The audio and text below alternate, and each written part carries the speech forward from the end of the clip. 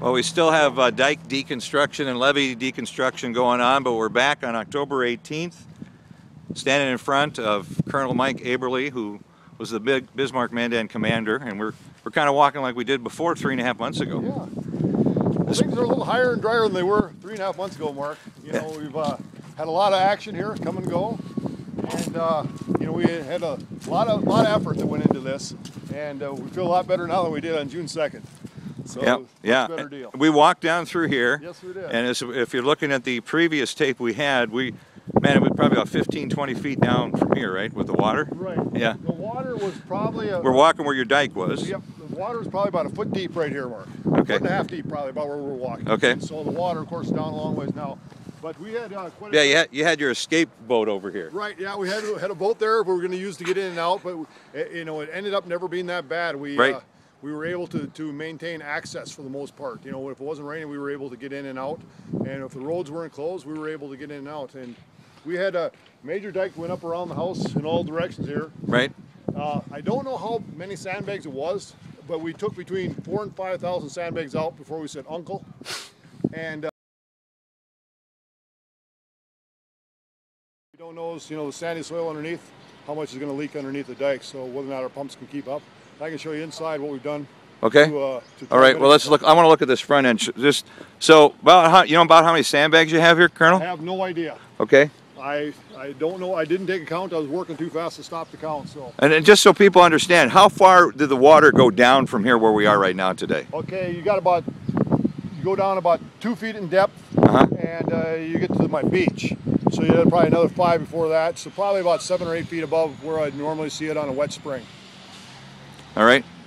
Okay. And then so you've got all your downspouts accounted for here.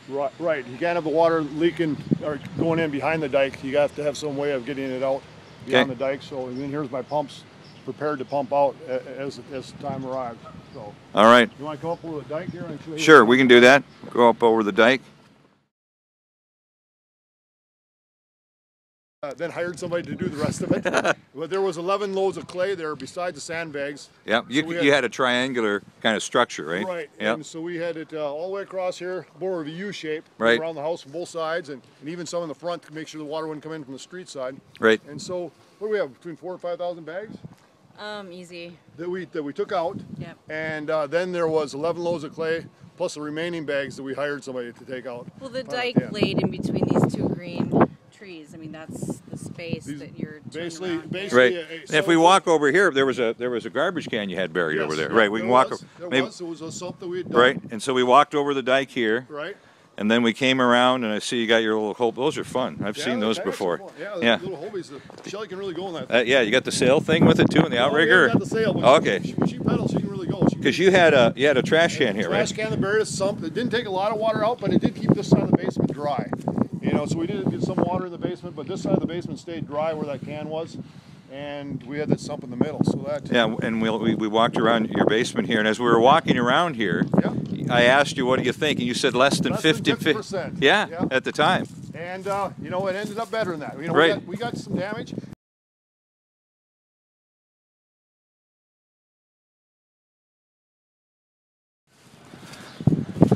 So what's your confidence level? I mean, you always have a game plan, and we've heard some dikes, you know, not real strong. What would you rate this percentage-wise? Give me the honest truth here. Less than 50-50.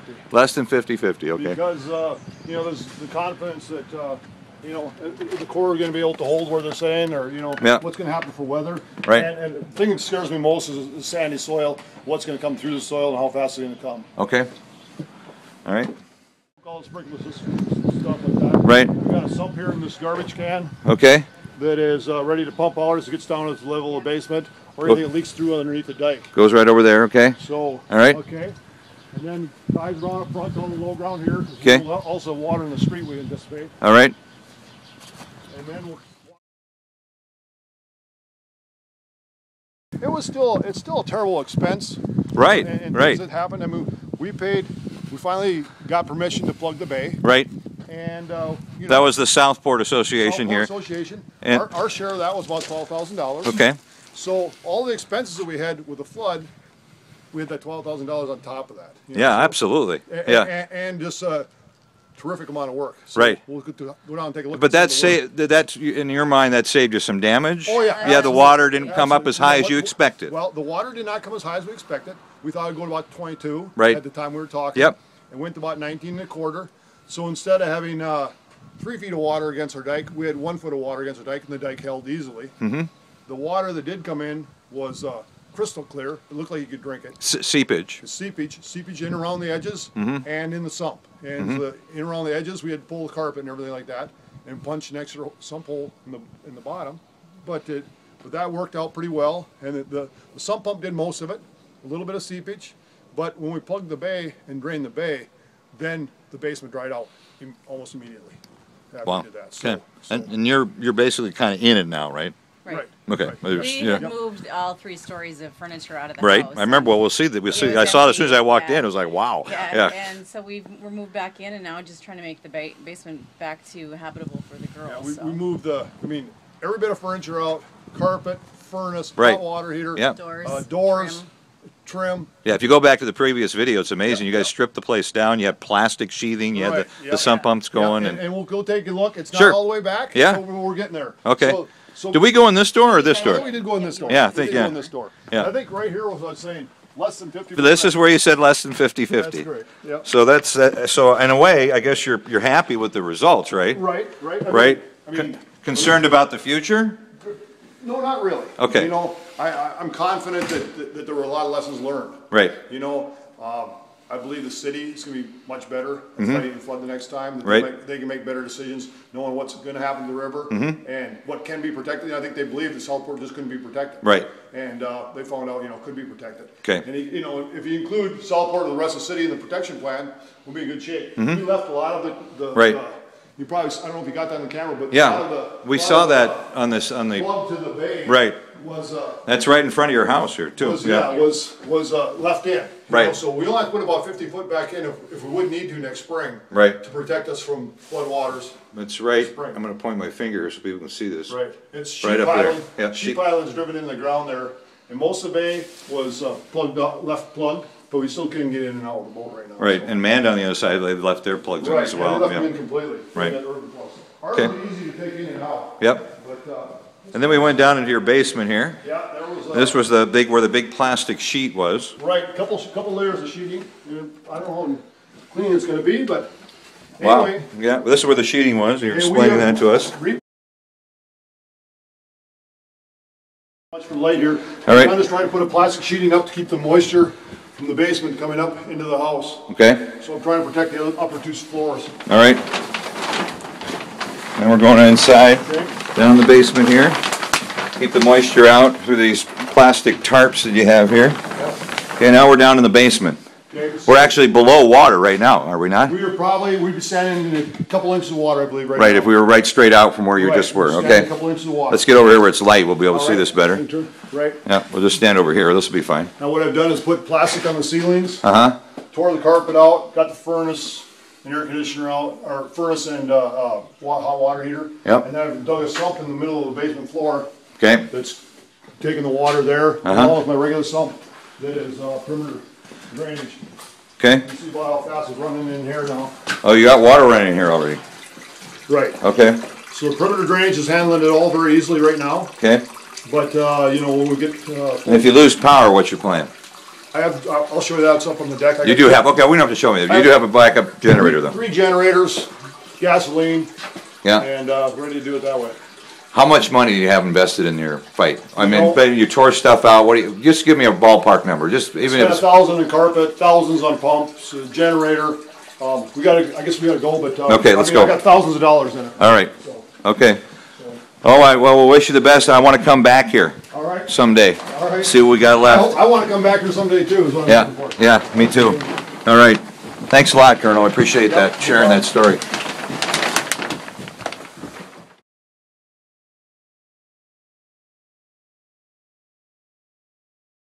Painted the whole thing, Right. of course. Did you ever see any mold down here? No, Okay. no, we had it all cleaned up. Because you had a lot of fans and a lot of air movement, Right, you were right. really, Yeah, we had the Yeah. plastic sheet in the ceiling Right. to keep the paper from coming Yeah. up. And what we did. That looks really nice. After the seepage stopped, we cut off a foot of sheetrock all the way around. because where it's came in around the edges, the sheetrock did get a little bit wet. So to keep that from molding, we cut off a foot of sheetrock all the way around. Okay. And I think every other day, Shelley would be down here spraying with Hilux Right. to keep it from molding. And so then after we got done with that, then we re-sheetrocked, taped, textured, painted the whole basement.